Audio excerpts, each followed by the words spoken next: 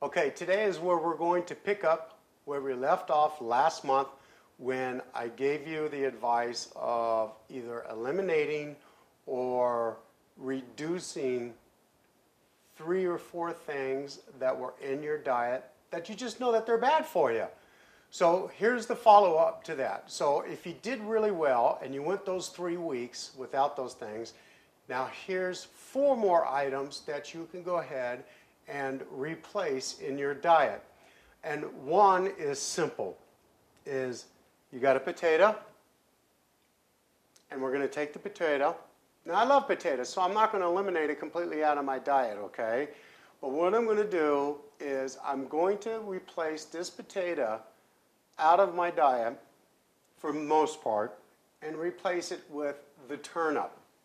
The turnip is a great alternative for the potato, okay? But like I said, I love potato. Potatoes are actually very good and very healthy for you. But you have to eat them plain, and who's going to do that? So now you got the butter, you got the sour cream, you got the chives, and you got the cheese, and then you got all the chili, and whatever else you're going to put on a baked potato. That's what kills you. So if you want to keep a baked potato in your life, do it twice a month, and just a little bit of butter. And I'm going to do a butter and margarine comparison here in this segment as well too, because there's a lot of disinformation out there about butter and margarine. So turnip over potato, they have a natural sweet flavor, vitamin D, they have the zinc in it, vitamin C, it's a great vegetable. Item number 2, rice. Take a look at the rice here, okay? You got white rice and you got brown rice, okay? What I want to do is convince you to go to brown rice, go to wild rice, go to Texas long grain rice. White rice has just got too much starch in it, and when it's cooked, now it becomes sugar. Remember last segment? We talked about eliminating sugar in your diet. You got to watch out for the sugars that are in your foods.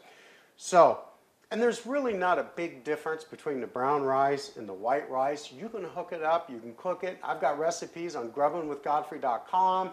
Just check it out, okay? I do eat white rice on occasion, probably once every 2 or 3 months. But if I do, I limit it to 1/2 cup of white rice, okay? So you can maintain the fat grams, you can maintain your calories, you can maintain the sugar and the starches and the carbohydrates that the white rice possess, okay? I love milk, I love dairy products, I love cheese, I love custards, and I love milk. I drink a ton of milk. Now, for years I was just a whole milk fan, which is vitamin D, okay? High in fat content. Then I went to 2%, and I thought, okay, cool, this is not so bad. And then somebody said, you know, you ought to try non-fat milk. So I said, okay. My wife and I talked it over, and we said, all right, let's not buy a gallon, because if we don't like it, we're going to waste it. So let's just buy a quart, check it out, and see if we like it. Well, we bought the quart, and we drank it, and we liked it, and we really tried very hard to find a big difference in taste and flavor between non-fat, 2%, and whole milk with vitamin D. Can't find the difference. So substitute your dairy product, your milk. Vitamin D, 2%, replace it with non-fat milk. And you're going to be okay with that. Trust me. And it doesn't have an acquired taste. It doesn't take you a week or 2 to get used to it or build up to it. Just go for it and you'll be good to go. I use organic flour in a lot of my products. Now, I try to eat as healthy as I possibly can. I try to make that conscious decision. And it's important, so I take a lot of time when I go grocery shopping. But here's the deal. And I don't mean to bag on any, because I'm not really bagging on anybody in particular. But you hear all these celebrities talking about gluten. Gluten's bad for you. Gluten's going to kill you. Gluten clogs you up, and you're going to die. Well, you're not going to die. And this is what gets me so fired up, okay? And it's because people listen. It's common sense. It's a choice. Gluten is in 68% of the foods that you put on your table or you buy and put in your kitchen. So gluten has become a fact of life in your diet. Now, that being said, limit the gluten. Watch out for how much you're going to intake. Those are words of wisdom. Number 3. If they remove gluten from flour or any product that you want to buy or you're going to eat, they have to replace it with something else or a couple of other things in order to make that product do what it's supposed to do. And it's most important for you to understand that sometimes you need to be more leery about what was taken and put into something when something was taken out than worrying about what was in something and taking it back out, like gluten. So please be careful. Gluten's a fact of life. I don't care what any celebrity says. I'll challenge them until the day I die. I'll get on TV. I will just fight tooth and nail for this one because it's just a fallacy that they want to protect because they have to be slim and pretty and be on TV or they're not going to get the job and they're not going to make the big bucks. So, gluten is 2 things. 1, you have allergic reaction to it. 2, you have an irritation to it. And they're 2 different things. Allergic reaction and an irritation are 2 separate things. Outside of those things, I would suggest trying to find low gluten products, fine. Eliminating them out of your diet, it's not going to happen. 68% of the food, like I said, you have gluten in. Okay? So it's not going to kill you. It's not going to clog you up. It's just all these things that people found to lose 5 pounds so they can get on TV and make those dollars. And I'm not bagging on anyone in particular, please. So don't think that I am. Flour is good. Look for organic flour and you'll be okay. Okay, here's a little item that I promised you when we were talking about reducing or eliminating the other 4 items in your diet, and we gave you some great suggestions.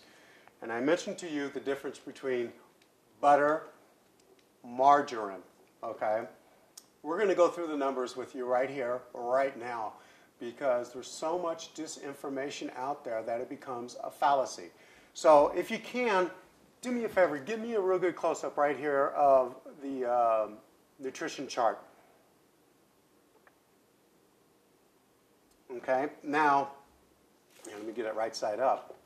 This one, right here, this is the margarine. This one over here was the butter, okay? You see that really good? Okay, now, we're going to compare the numbers on the nutrition facts of both of these items. This is unsalted butter, and this is margarine. So we're going to take it step by step, and you saw the nutrition facts, okay?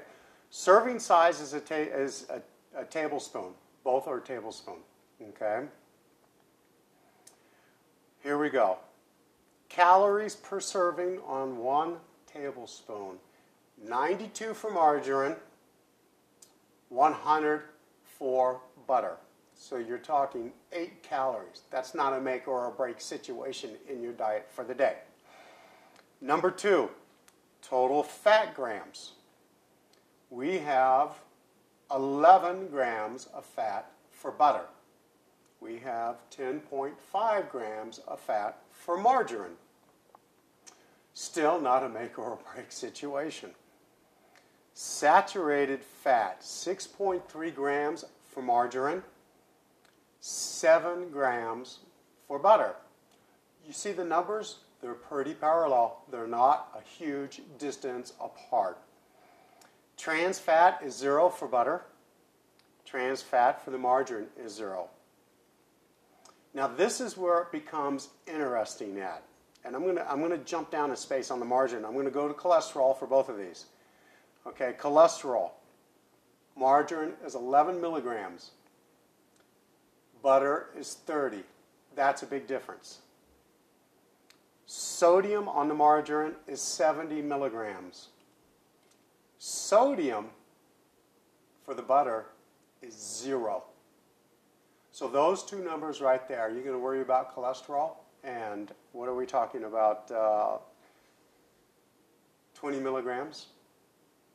Or you're going to talk about high blood pressure, hypertension with the sodium, 70 milligrams here, 0 here, okay?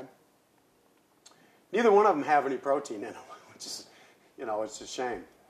So that covers all the nutritional facts for this guy, for the butter. But on margarine, there's 2 more that you need to be aware of. Polyunsaturated fats, 2.1 grams. It's not in butter. Monosaturated fat, 2.1 grams. That is what's in margarine. So when you hear all these people and these experts and these commercials that are driven to try to sell you something, read your labels, because these are so close together, it's not even funny. So here's the deal.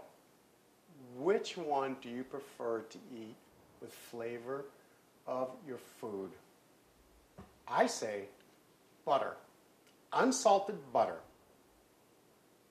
Use the same portion size as you do in margarine. You'll get better color with your food. You'll get better flavor with your food. And I just believe that it's just better for you because it doesn't have the sodium content that margarine does. So read your labels, be informed, make a conscious decision, and then just do a test. Go buy a little margarine, buy a little butter, take it home, and cook the same identical food, same identical spices, 2 separate pans, one with butter, one with margarine. See which one you want to go with. By the way, this is just a little bit cheaper than this was. Okay, we're talking about 42 cents difference in price. Okay, to me, flavor and price, bring it home, baby. Cook your heart out and get your grub on. Okay, I hope my advice helps you, and it's all I can say is that now somebody else needs your help. That's the Wounded Warrior Project. Go to grubbinwithgodfrey.com, go to the logo, click on, give us a tax-deductible contribution, and we'll make sure they get it or their family gets it, okay? By the way, while you're on Grubbin with Godfrey, while you go to Grubbin with Godfrey, go up to the header, surf all the pages, check everything out, check all the recipes out.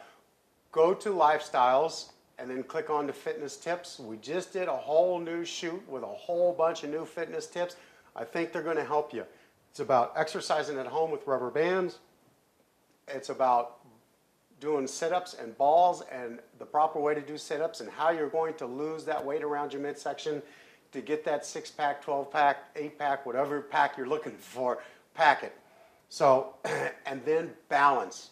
We did a thing, balance, and it's kind of silly and quirky, but I want you to go there and try it. These things will help you out with the strength of your joints and the small muscles for your tendons and for your ligaments.